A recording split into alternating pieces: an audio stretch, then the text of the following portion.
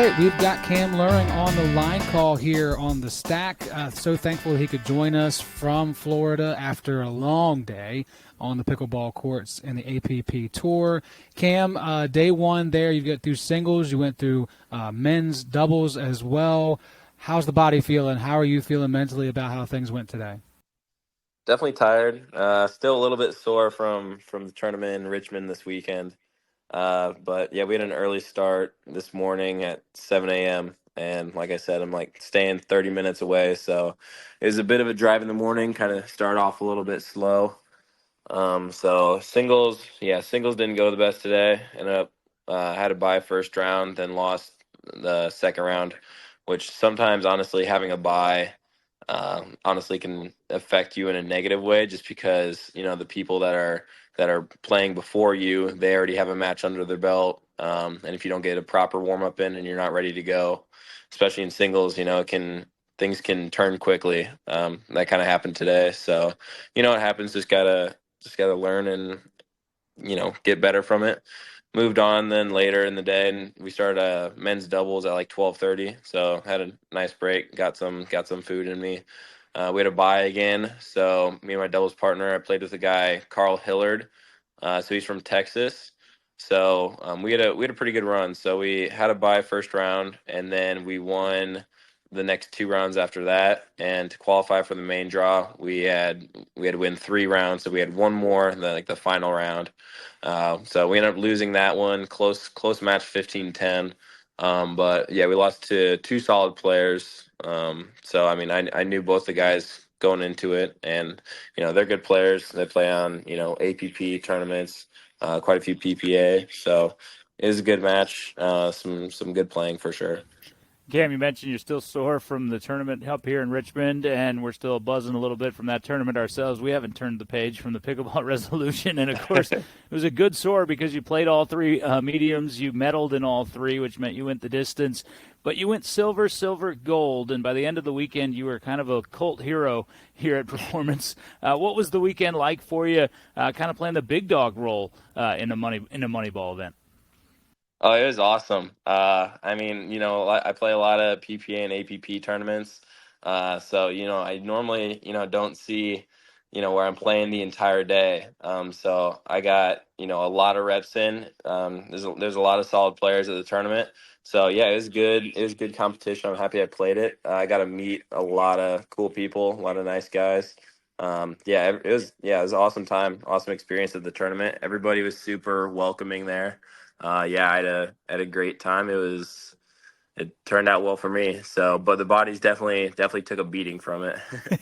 Hey, can you expand a little bit more on this facility itself? Obviously, you play different tour levels, and you played inside before, I'm sure. How does this compare to other indoor facilities you've played in? Oh man, it's definitely top of the line. I mean, I was surprised when I got there. Like it's yeah, super nice. I saw you guys even had like a little like weight room set up over on the side. That was really cool. And the courts are great. What'd you guys have? Was it how many courts was it? 12? Okay, yeah, 12 courts, and there's plenty of space. A lot of times at tournaments, depending on where the venue is, there's not a ton of space in between the courts, and so it can make things like ATPs pretty tough. But I thought it was really sweet how you had like a fence around each individual court, and there's plenty of room at the baseline, and then also on the sidelines. So yeah, the venue is awesome. Well, we appreciate that. Joe's going to clip that into a nice soundbite for us. Yeah. But no, you mentioned you're getting sore and then you move on. It doesn't you don't rest like the facility does, waiting for the next tournament here in a couple of months. What has that grind been like? We've talked about this before. I don't think the folks have an accurate picture. You see the TV and you see Championship Sunday and the glamour and all of those things, but you're traveling, you're playing, you're training. What has it been like attempting to do this for real and really make your mark in a career in it? I mean, it's awesome. I love it, but at the same time, it really is a grind, kind of like you said. A lot of people, don't see what all goes behind the closed doors when you're not playing on Championship Sunday. But yeah, like even at this tournament here, the APP Punta Gorda, I mean, there's so many players signed up that there was even for at least mixed doubles, there's a pre-qualifying just to get into the qualifying rounds. And then, some people have to qualify through that to make main draw. So, I mean, it's a grind, especially, like I learned, after playing the tournament in Virginia, then going straight here. Like it was, it's a lot of pickleball, especially over the weekend, which was awesome. I got a lot of great reps. But also you need time. You think it's just pickleball, you'll be all right. And I'm young, I'm 21, but the body still needs rest and needs to recover, especially at that top level. Yeah, you do have the good problem of being good enough to keep playing throughout the day as well. So your body is a little extra sore.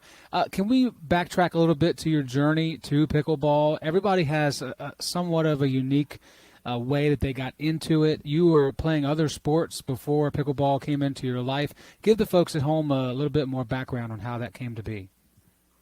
Yeah, so I mean, as you can probably tell, I played tennis. So I started playing tennis when I was 4 years old. So I played my entire life growing up. I played other sports as well, but tennis was always kind of my main focus. Like when I was in like I don't know fifth or sixth grade, like I was 16th in the country at the time. Then by the time I graduated, I was a four-star recruit for tennis. So yeah, I played tennis my whole life. I ended up going to University of Nebraska at Omaha, so UNO for short. I went there. I played there my freshman year, and then during my time at my freshman year of college, so during the fall season, my dad back home he had got diagnosed with terminal brain cancer, and so when you're playing a Division I sport, no matter what sport it is, it's a job at that level. And I'd played tennis my whole life, and it kind of just got to the point where I couldn't focus on tennis anymore. Started to kind of lose the love for it, and so I ended up finishing out my freshman year. Played in the spring as well, and then after that, I just told my parents that I was ready to be done. Wanted to move back home, just to spend that last little bit of time with my dad. So I ended up doing that, and then that's kind of when I found out about pickleball. So actually, after the spring season, I had played pickleball like a couple times. My brother introduced me to it. He played Division II tennis, but he's quite a bit older, so he had played pickleball locally a couple times, and he's like, "Hey, like you need to try playing this sometime." And when I played tennis tournaments in high school, and like I'd be traveling all over the country. And I remember one specific tournament I was actually with my brother, and we were at a tournament in Arizona for tennis. And on the way to the tennis courts, we would go past this pickleball facility.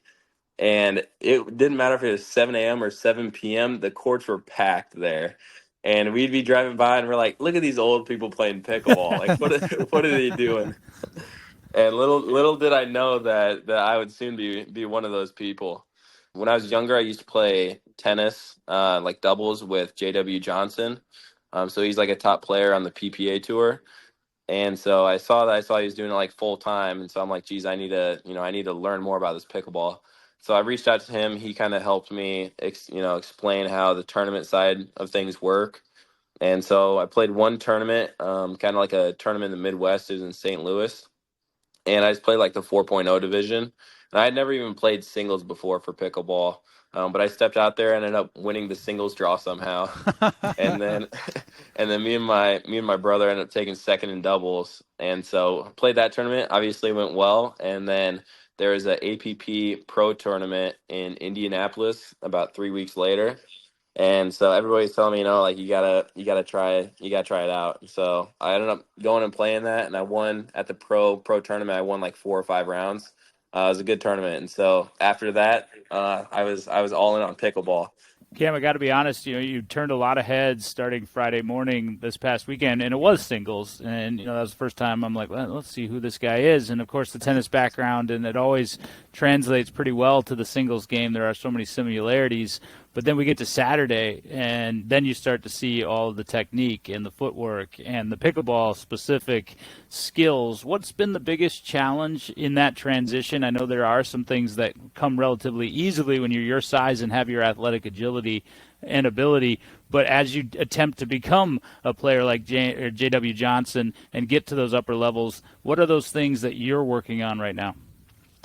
Yeah, like you said, tennis can go a long way, especially in singles. when it translates to pickleball, but doubles is a whole new side of the game. There's totally different strategy to it. It's a whole nother beast. So really, I've been mainly focusing on my doubles game, just trying to bring that up, learning more about just kind of the patterns to recognize when you're playing, and maybe when you're playing somebody that's right-handed plus another person who's left-handed, because that can make a difference where you're wanting to go on the court. But yeah, I've definitely received a lot of help just from like Ken Herman with the APP Tour, and then also Chad Edwards, who also helps coach kind of us next gen players on the national team. So definitely got to give a shout out to them. But yeah, the doubles is a whole new side of things. So I've really been trying to sharpen my game there. Singles you can get away definitely more with just the athletic ability, but doubles you gotta have good hand-eye coordination. You gotta be able to hit your spots. So definitely just doing a ton of drilling for doubles. Well, I'm glad that you finally understand why all those old people were out there playing for so long, because you clearly have the bug and then some. And now For sure, yeah. you're in the Mecca, right? Florida is one of the Meccas of pickleball at this tournament for the APP. You've talked about today. You still have mixed doubles with our I consider kind of a friend, Ava Kalis, because she was here for the 804 tournament, did so well, made a name for herself last summer here in Richmond.